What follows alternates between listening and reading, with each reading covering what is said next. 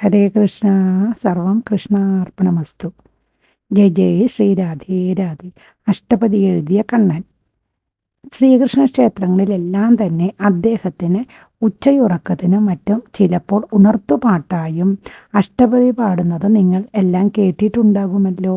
അഷ്ടപതി രചിച്ചത് ഭഗവാന്റെ അദമ്യ ഭക്തനും ശുദ്ധനും അതിലുപരി കണ്ണൻ ഹൃദയത്തിലേറ്റിയ ആളുമായ ശ്രീ ജയദേവ കവികളായിരുന്നു എന്ന് നിങ്ങൾക്കറിയാമല്ലോ. എന്നാൽ അഷ്ടപതിയിലെ വരികളിൽ കണ്ണൻ്റെ വിരൽ സ്പർശമുണ്ട് എന്നറിയുമോ? ആ കഥ നിങ്ങളോട് പറയാൻ ഞാൻ ആഗ്രഹിക്കുകയാണ്. ഒരിക്കൽ പുരി ജഗന്നാഥ ക്ഷേത്ര ദർശനം കഴിക്കാൻ പോയ ശ്രീ ജയദേവന് കൃഷ്ണനും രാധയുമായുള്ള വൃന്ദാവന കേളികളുടെ സ്വപ്ന ദർശനം ഉണ്ടായി. അദ്ദേഹം അത് ഒരു കവിതയാക്കി മാറ്റാൻ തീരുമാനിക്കുകയും ചെയ്തു എന്നാണ് ചരിത്രം. ജയദേവൻ ഭക്തിരസത്തിൽ മുഴുകി രാധയുമായുള്ള കണ്ണൻ്റെ പ്രേമലീലകൾ എഴുതിക്കൊണ്ടിരിക്കെ ഒരു കവിതയുടെ വരികൾ എത്ര ആലോചിച്ചിട്ടും എഴുതാനായില്ല. ആലോചിച്ച് കുറേ സമയം കളഞ്ഞു എന്നല്ലാതെ ആ വരികൾ എത്ര ആലോചിച്ചിട്ടും എഴുതാനായി സാധിച്ചതുമില്ല.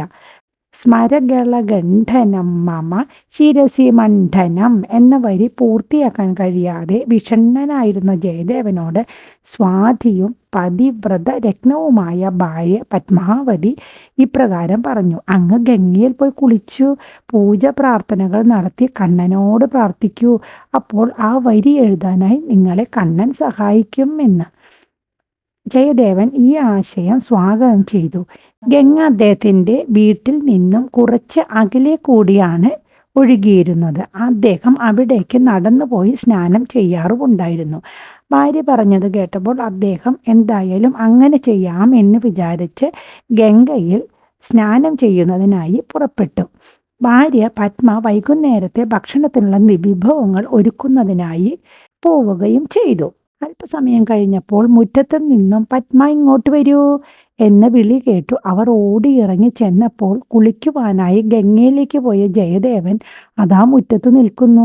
അദ്ദേഹം ഭാര്യയോട് ഇപ്രകാരം പറഞ്ഞു: പത്മ, സ്നാനത്തിനായി പോകുമ്പോൾ എനിക്ക് ആ 2 വരി എഴുതാനുള്ള പ്രാസം ഓർമ്മ വന്നു. ആ ഓല ഇങ്ങെടുക്ക്, മറക്കുന്നതിന് മുൻപ് തന്നെ ഞാനത് എഴുതട്ടെ.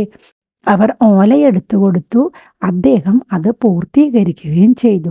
ദേഹിമേ പദ പല്ലവമുദരം എന്ന് എഴുതി പൂർത്തിയാക്കി. എന്നാൽ ഞാൻ ഇനി ഗംഗയിൽ പോകുന്നില്ല സ്നാനത്തിന്. ഞാൻ ഇവിടെ തന്നെ സ്നാനം കഴിക്കുകയാണ്. ആഹാരം വേഗം എടുത്തു വെക്കൂ എന്ന് പറഞ്ഞു കുളിക്കാനായി പോവുകയും ചെയ്തു. വേഗം തന്നെ കുളി കഴിഞ്ഞു വന്നു. പത്മ ആഹാരം വിളമ്പി അടുത്തിരുന്ന് വീശിക്കൊടുത്തു. അദ്ദേഹം കഴിച്ചെഴുന്നേറ്റു. അല്പം കിടക്കട്ടെ എന്ന് പറഞ്ഞു ഉറക്കറയിലേക്ക് പോയി. പത്മാവതി പതിവ് പോലെ ഭർത്താവ് കഴിച്ചെണീറ്റ ഇലയിൽ നിന്ന് ഭക്ഷണം കഴിക്കാൻ തുടങ്ങിയപ്പോൾ മുറ്റത്തു നിന്ന് പത്മ എന്ന് വിളിച്ചുകൊണ്ട് ആരോ കതകിൽ മുട്ടുന്നു. അവർ എണീറ്റ് പോയി നോക്കിയപ്പോൾ ജയദേവൻ ഗംഗാ സ്നാനം കഴിഞ്ഞ് വന്നിരിക്കുകയാണ്. പത്മ ഒരു നിമിഷം സ്തബ്ധയായി നിന്നുപോയി. ഇത് ജയദേവനോ? എങ്കിൽ അകത്തുറങ്ങുന്നത് ആരാണ്? കവിത എഴുതിയത് ആരാണ്? ഞാൻ ഭക്ഷണം കൊടുത്തത് ആർക്കാണ്? ഇങ്ങനെയുള്ള അനേകം ചോദ്യങ്ങൾ ഒറ്റ മിനിറ്റ് കൊണ്ട് അവരുടെ മനസ്സിലൂടെ കടന്നു പോയി. അവർ പുറത്തു നിൽക്കുന്ന ആളിനെ അത്ഭുതത്തോടെ തുറിച്ചു നോക്കി. അങ്ങ് ആരാണ് എന്ന് ചോദിച്ചു. ഈ പത്മയ്ക്ക് എന്ത് പറ്റി എന്ന് അത്ഭുതപ്പെട്ടുകൊണ്ട് ജയദേവൻ തിരിച്ചു ചോദിച്ചു. വിവരങ്ങൾ പറഞ്ഞു.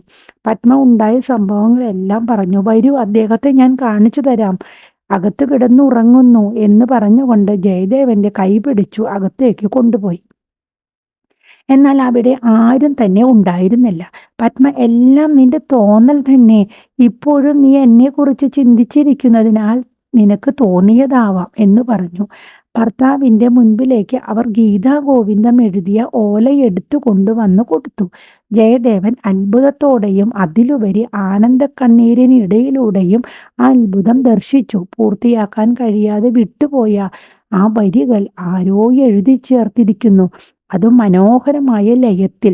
ജയദേവൻ കണ്ണീർ തുടച്ച് കൊണ്ട് ഹേ വിട്ടല, ഹേ ജഗന്നാഥ, ഹേ കണ്ണ, മഹാപ്രഭു എന്ന് വിളിച്ചുകൊണ്ട് അതിഥിയായി ജഗന്നാഥൻ വന്നു സ്നാനം ചെയ്തു. ബാക്കി വന്ന ജലം ഭക്തിപരവേശത്താൽ ദേഹത്തേക്ക് തൂവുകയും പത്മ കഴിച്ചു കൊണ്ടിരുന്ന ഭക്ഷണത്തിൻ്റെ ബാക്കി, ഇത് ജഗന്നാഥൻ കഴിച്ചതിൻ്റെ ബാക്കിയല്ലേ പ്രിയേ, കുറച്ച് എനിക്കും കൂടി തരൂ എന്ന് കണ്ണുനീർ വാർത്തുകൊണ്ട് പറയുകയും അത് വാങ്ങി കഴിക്കുകയും ചെയ്തു.